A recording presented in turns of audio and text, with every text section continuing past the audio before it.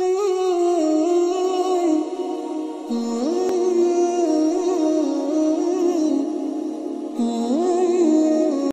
فقیر تھا، ملنگ درویش، اللہ کا بندہ.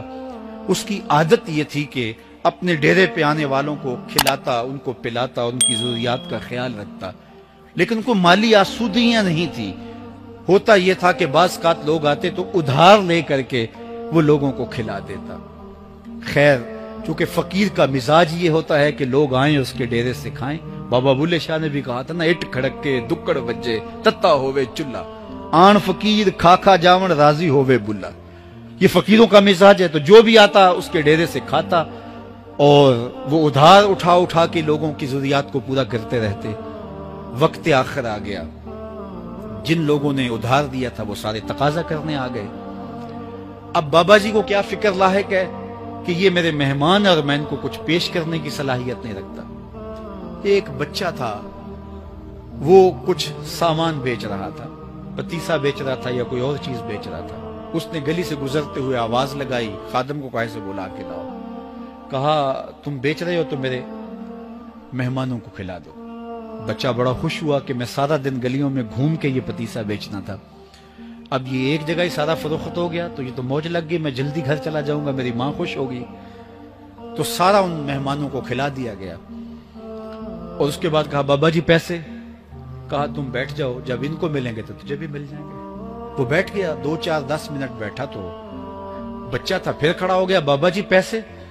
کہا جب ان کو ملیں گے تو تجھے بھی مل جائیں گے. پھر آدھا گھنٹہ گزرا تو پھر اس نے کہا بابا جی پیسے؟ میری ماں میرا انتظار کر رہی ہے، ہمارے گھر کا چولہا اسی سے جلتا ہے، میں یہ پیسے لے کر جاؤں گا اور میری ماں کوئی ہنڈیا خریدے گی اور ہم شام کا گھر کا کوئی سلسلہ کریں گے.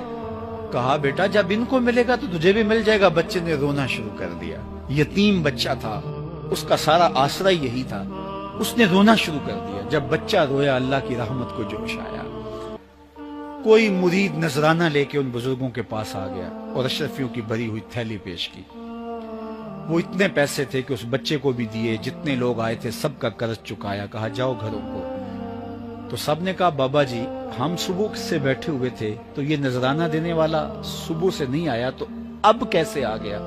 کہا صبح سے تمہارے اندر کوئی رونے والا نہیں تھا، ایک رونے والا آیا تو باقیوں کا بھی کام بن گیا. بعض اوقات کسی ایک شخص کی وجہ سے باقیوں کی خطائیں بھی معاف ہوتی ہیں. آج ہم اجتماعی طور پہ تا حد نظر اندر باہر اوپر نیچے اتنے لوگوں کے ہجوم میں اللہ کی بارگاہ سے یہ توقع رکھتے ہیں کہ مالک اتنے ہجوم میں کوئی ایک تو ہوگا جو تیرا لاڈلا ہوگا، کوئی ایک تو ہوگا جو تیرا بہت قریبی ہوگا، کوئی ایک تو ہوگا جس پہ تیری رحمتیں برسیں گی. تو مالک اس کے صدقے سے ہماری خطائیں بھی معاف کر دے، ہمارے گناہ بھی معاف کر دے. کوئی ایک رونے والی آنکھ مل گئی تو باقیوں کا بھی کام بن جائے گا. اٹھ فریدا ستیا تے میلہ ویکھن جا، وت کوئی بخشیا مل جاوے تے تو ہی بخشیا جا. میرے مالک ہم سب کی خطائیں معاف کر دے، ہم سب سے درگزر فرما اور ہم سب کے باطن کو ستھرائیاں دے دے، ہمارے اندر کو پاکیزگیاں دے دے. بہت وقت میں نے اور آپ نے صاحب گزار لیا، تیزی کے ساتھ زندگی بیت رہی ہے. میں اگر اپنے آپ کو دیکھوں تو میری زندگی کتنی بہاریں کاٹ چکی ہے.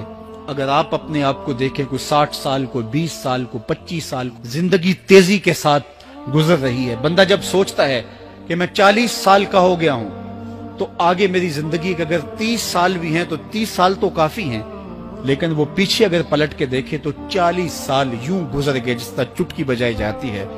جب چٹکی بجانے کے وقت میں 40 سال گزر گئے محسوس ہوتے ہیں تو جو باقی 30 سال اگر ہوئے بھی وہ تو گمان ہے میرا، وہ تو گمان ہے آپ کا. ہمیں تو ایک سانس کا بھی نہیں پتا. پوچھا گیا زندگی اور موت کے بارے میں کیا خیال ہے؟ کہا فجر پڑی ہے، پتہ نہیں ظہر پڑھ سکیں گے یا کہ نہیں. کہا اتنی لمبی امیدیں لگائے بیٹھے ہو. کہا ظہر پڑی ہے، پتہ نہیں عصر پڑھنے کا موقع نصیب ہوتا ہے کہ نہیں. کہا یہ بھی طول عمل ہے. ایک بولا عصر پڑی ہے، پتہ نہیں مغرب پڑھ سکیں گے یا کہ نہیں. کسی نے کہا ایک رکعت پڑی ہے، پتہ نہیں دوسری رکعت بھی پڑھنا نصیب ہوتی ہے یا نہیں. کہا یہ سب تمہارے منہوں کی باتیں ہیں. میں تو کہتا ہوں ایک طرف سلام پھیرا ہے، پتہ نہیں دوسری طرف سلام بھی پھیر سکیں گے یا کہ نہیں. کیا موت اتنی قریب نہیں ہے؟ ہم نے اپنی آنکھوں کے سامنے لوگوں کو جدا ہوتے یوں نہیں دیکھا ہے. ہم کہتے ہیں اس کی خبر سنا رہے ہو موت کی، یہ تو میں نے ابھی سبزی والی دکان پہ دیکھا تھا. لیکن جب موت آتی ہے تو ایک لمحے کا تقدم اور تاخر نہیں ہوتا. تو صاحب آئیے اپنی زندگی کو اللہ اور اس کے رسول کی راہوں پہ ڈالیں. آج وقت ہے, آج موقع ہے.